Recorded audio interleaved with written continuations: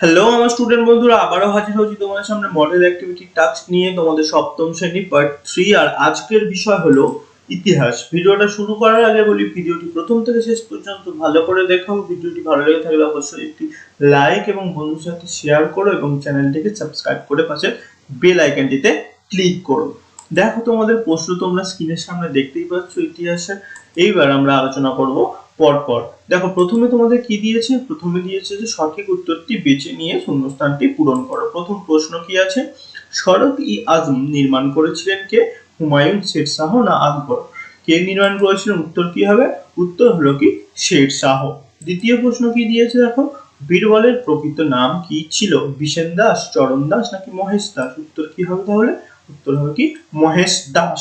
3 নম্বর প্রশ্ন কি হলো?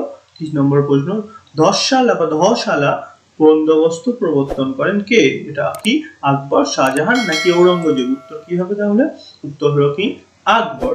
এবার আমরা 2 নম্বর দাগের প্রশ্নে আসি। 2 নম্বর কি বলেছে, ক স্তম্ভের সঙ্গে খ স্তম্ভের মিল। ক স্তম্ভে একদিকে দিয়েছে মুঘল সাম্রাজ্যের প্রতিষ্ঠাতা হুমায়ুনের পরবর্তী আফগান শাসক, শের শাহ পরবর্তী মুঘল শাসক দিন ইলাহি। আর একদিকে দিয়েছে শের শাহ, বাবর, আকবর, হুমায়ুন। এইবার আমরা কয়ের সঙ্গে খকে মেলাবো। দেখো আমি একটা চার্ট তৈরি করে রেখেছি। তাহলে মুঘল সাম্রাজ্যের প্রতিষ্ঠাতা কে হবে? মুঘল সাম্রাজ্যের প্রতিষ্ঠাতা, মুঘল সাম্রাজ্যের প্রতিষ্ঠাতা হলো কি বাবর। তারপর কি আছে, হুমায়ুন পরবর্তী আফগান শাসক। হুমায়ুন পরবর্তী আফগান শাসক কে? হুমায়ুন পরবর্তী আফগান শাসক হলো শের শাহ।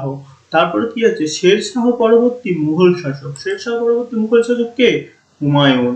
দিন-ই-ইলাহি কে? আকবর।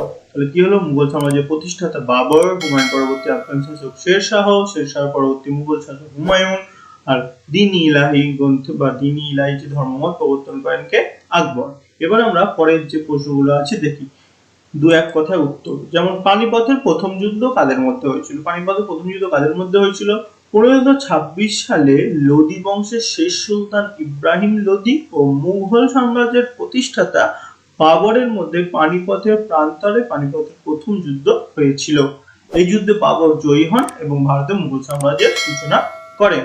তাহলে এই হলো প্রথম প্রশ্নের উত্তর। দ্বিতীয় প্রশ্ন কি বলেছে, পাট্টা ও কৌলিয়ত কি? পাট্টা কি দেখো, পাট্টা শের শাহের ভূমি রাজস্ব ব্যবস্থার একটি দলিল। জমিতে কৃষকের সত্ত্ব স্বীকার করে শের শাহ কৃষককে যে দলিল দিতেন তাকে বলে পাট্টা। এতে কৃষকের নাম ও জমির পরিমাণ উল্লেখ থাকতো। আর কবুলিয়াত কি? কবুলিয়াত হলো শের শাহের ভূমি রাজত্বে সংক্রান্ত আরো একটি দলিল। এটা ভূমি রাজস্ব হবে, এটা রাজত্ব হয়ে গেছে, ভূমি রাজস্ব সংক্রান্ত আরো একটি দলিল। কৃষক নির্দিষ্ট রাজস্ব দেওয়ার কথা কবুল করে শের শাহকে বা সরকার রাষ্ট্রকে যে দলিল দিত তাকে বলা হতো কবুলিয়াত। এতে কৃষক সরকারকে কি পরিমাণে খাজনা দেবে তা উল্লেখ থাকতো।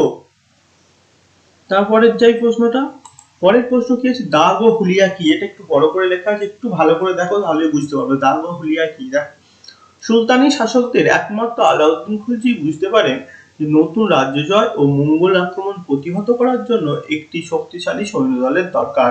তাই আলাউদ্দিন খিলজি তার পূর্বতন মানে তার আগের শাসকদের মতো সেনার জন্য প্রাদেশিক শাসনকর্তা বা ইকতাদারের উপর নির্ভর করতেন না। আলাউদ্দিন খিলজি নিজস্ব সেনাদল গঠন করেন এবং সেনাদলের বেতন ও ব্যয়ভার নিজে বহন করতেন। অনেক সময় দেখা যেত যুদ্ধের সময় বেতনভোগী সেনারা যুদ্ধ করতে না এসে অশিক্ষিত লোকদের পাঠিয়ে দিয়েছেন এবং ভালো ঘোড়ার পরিবর্তে চাষের ঘোড়া পাঠিয়েছেন। তীক্ষ্ণ বুদ্ধিসম্পন্ন আলাউদ্দিন খিলজি বুঝতে পারেন যে এই দুর্নীতি রুখতে না পারলে অচিরেই তার এক বিশাল সাম্রাজ্য স্থাপনের স্বপ্ন ধূলিসাৎ হবে। আলাউদ্দিন খিলজি হুলিয়া ব্যবস্থা প্রবর্তন করেন। তার দ্বারা কি হয়, তিনি প্রত্যেক সৈন্যের দৈহিক বিবরণ লিপিবদ্ধ করা ব্যবস্থা করেন। তাহলে হুলিয়া কি? আলাউদ্দিন খিলজি প্রবর্তিত একটি ব্যবস্থা যার মাধ্যমে প্রত্যেক সৈন্যের দৈহিক বিবরণ লিপিবদ্ধ করা হতো। আর আলাউদ্দিন খিলজি আরো একটি ব্যবস্থা করেন, সেটার নাম হচ্ছে কি দাগ। তার মাধ্যমে কি করতো, তিনি ঘোড়ার দুর্নীতি বন্ধ করার জন্য যুদ্ধে ব্যবহার উপযোগী ঘোড়ার গায়ে লোহা পুড়িয়ে দাগ দেওয়ার ব্যবস্থা করতেন।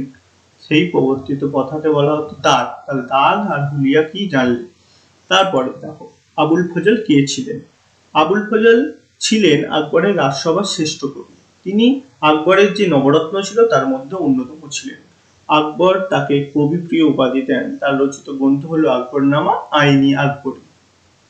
ব্যাস, তোমাদের থার্ড যে ইতিহাস মডেল অ্যাক্টিভিটি টাস্ক দিয়েছে এখানেই শেষ হলো। ভিডিওটি এতক্ষণ দেখার জন্য ধন্যবাদ।